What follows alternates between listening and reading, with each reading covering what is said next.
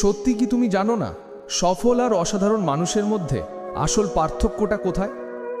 এখন অনেকেই ভাবতে পারে তাদের মধ্যে ট্যালেন্ট আছে, তাদের ভাগ্য ভালো বা তাদের ফ্যামিলি ব্যাকগ্রাউন্ড ভালো, তাই তারা সফল হয়েছে। কিন্তু না, তুমি সম্পূর্ণ ভুল। বরং তাদের এমন একটি অভ্যাস ছিল যেটি তুমি আজই শিখতে পারবে। আর এই একটি অভ্যাস তোমার জীবনের মোড় ঘুরিয়ে দেওয়ার জন্য যথেষ্ট। এই অভ্যাসের ব্যাপারে আমরা অনেকেই জানি বা অনেক জায়গাতেও শুনেছি, আর সেই অভ্যাসটির নাম হলো কনসিস্টেন্সি। হ্যাঁ বন্ধু, এটাই সেই অভ্যাস। আমরা অনেকেই কনসিস্টেন্সির ব্যাপারে জানি, কিন্তু এটাকে আমরা আমাদের লাইফে ব্যবহার করি না। কনসিস্টেন্সি মানে নিয়মিত থাকা।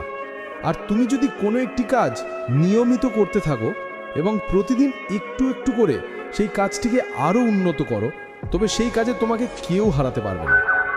আর প্রত্যেক সফল ব্যক্তিরা এটাকেই কাজে লাগিয়ে আজকে তারা সফল। তারা প্রতিদিন একটু একটু করে কাজ করে গিয়েছে। তারা মুড আসার অপেক্ষা করে থাকেনি, তারা মোটিভেশনের অপেক্ষা করে বসেছিল না। কারণ তারা জানতো মোটিভেশন আসে যায়, কিন্তু হ্যাবিট সেটা চিরস্থায়ী থাকে। কনসিস্টেন্সি মানে প্রতিদিন পারফেক্ট হওয়া না, কনসিস্টেন্সি মানে প্রতিদিন উপস্থিত থাকা। তুমি যদি প্রতিদিন 1% করে উন্নতি করো, কোনো কাজের উপর হোক বা নিজের উপর, মাত্র 1 বছরে সেটা 37 গুণ উন্নতি হয়ে দাঁড়ায়। এবার ভাবো তো, 1%-এর ছোট্ট একটি চেষ্টা কিভাবে তোমার পুরো জীবন পাল্টে দিতে পারে।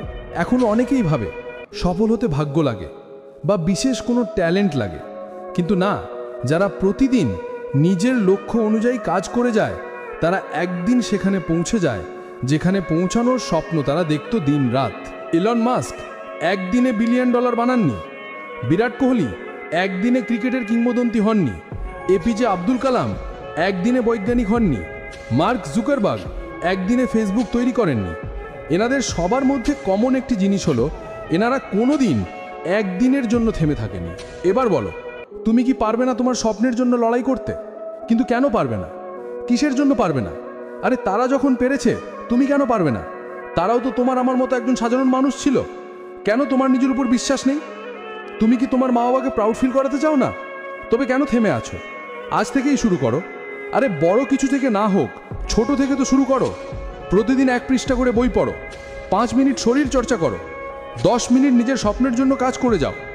হ্যাঁ, আমি জানি এতে তোমার জীবনের কিছুই পাল্টে যাবে না, তবে আজ থেকে শুরু তো হবে। কারণ সবাই শুরু করতে পারে না, কিন্তু আজ থেকে তুমি শুরু তো করতে পারবে। আর আমি কথা দিচ্ছি, তুমি যদি এভাবে প্রতিদিন 1% করে উন্নতি করো, তাহলে তোমার সাফল্যকে কেউ আটকাতে পারবে না।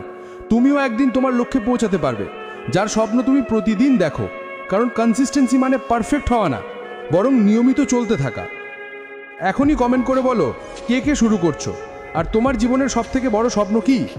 আর তুমি যদি বিশ্বাস করো যে কনসিস্টেন্সি তোমার জীবন পাল্টে দিতে পারে, তাহলে এই ভিডিওটা শেয়ার করে দাও তোমার বন্ধুদের সাথে, যেন তারাও জানতে পারে সফলতার আসল রহস্য।